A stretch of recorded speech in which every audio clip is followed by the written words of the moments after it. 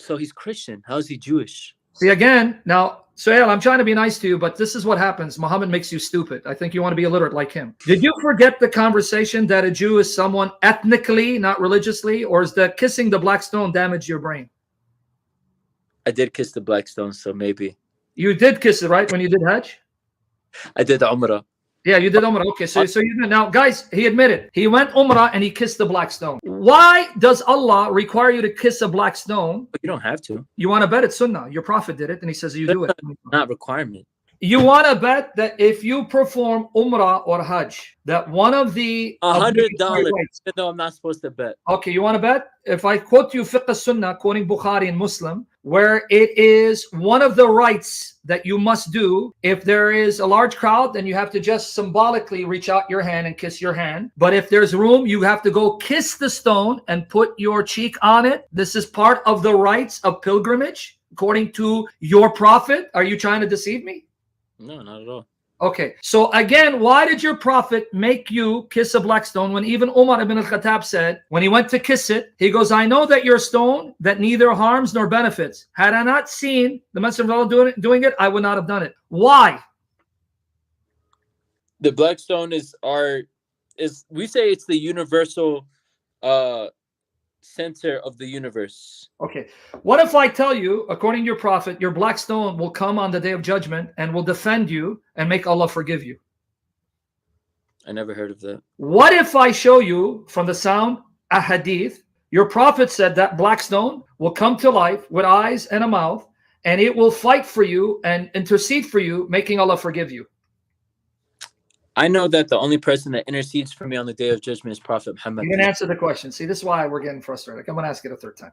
Okay, I'm going to see. I like threes. Okay. Gosh. What if I show you from the sound Sahih Ahadith that your Prophet said the black stone will have eyes and a mouth, and it will intercede and fight for you, make Allah forgive you? What are you going to say about your Prophet? You're going to say he's a pagan? No.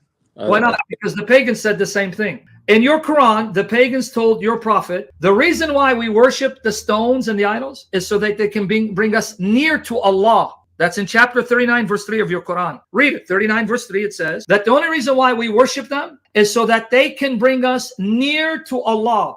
Because by honoring them, we're hoping they will intercede and bring us closer to Allah. That's exactly what your Prophet said the black stone will do. You said 39, so you're no better than the pagans. 39:3?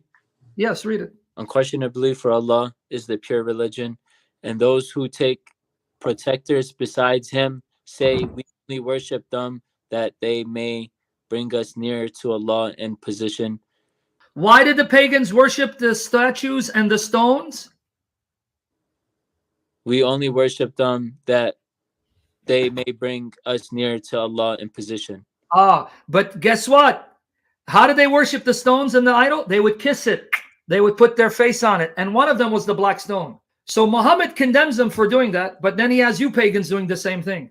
No, because the things, the idol, whatever you want to call them, were inside the Kaaba.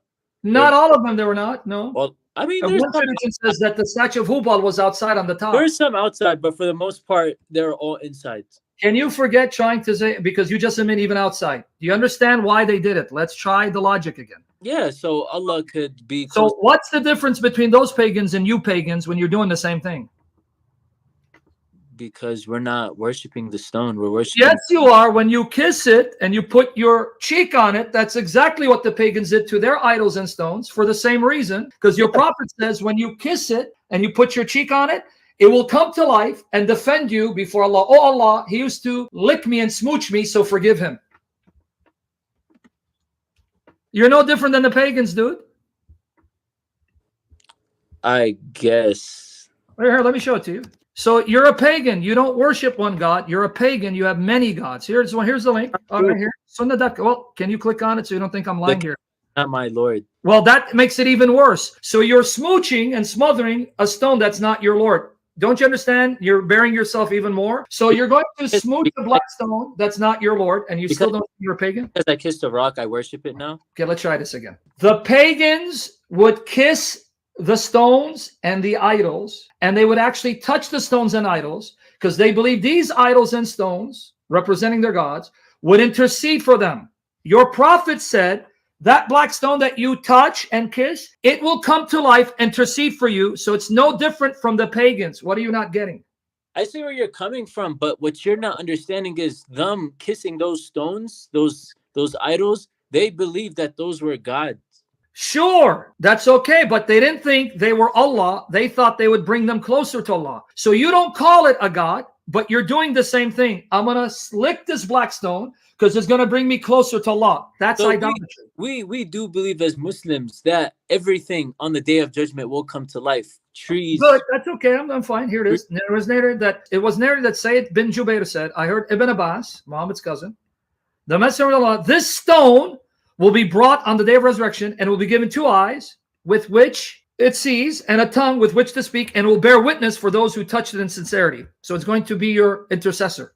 And it's great. Hassan, good. Sunan Ibn Majah, number 2944. I gave you the link. So, and you're trying to convince us you guys are not pagans. Okay, I'm convinced. I mean, we're kissing. Okay, we kiss the rock. How does that make us pagan? We don't worship the rock. Because the pagans did the same thing. They would kiss stones, thinking that kissing these stones would bring them closer to Allah. They would intercede for them. Those stones. There's a difference. And when you kiss a stone and you touch it, hoping that it will save you, then you're doing the same thing, even though you don't like to use the word.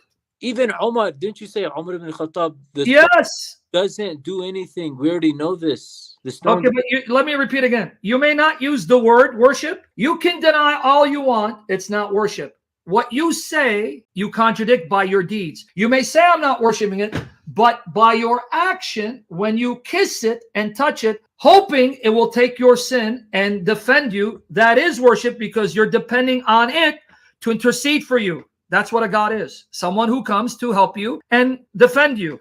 That's what an ilah is. I don't know if you know that. I believe that Muhammad intercedes for us on the day of judgment. Let me now tell you that Muhammad is your other God. That's the other pagan God that you worship. We don't worship Muhammad. You do by your deeds. Don't change this out. I'm going to show you that you worship Muhammad. You're a Mohammedan. I'll prove it. Your God is Allah, Muhammad, the black stone, the Quran. They're all your gods. I'll prove it. But before we get to Muhammad as your God, are you okay with a stone coming to life and interceding for you and defending you, which is what an ilah does? Why do you think they worship them as gods?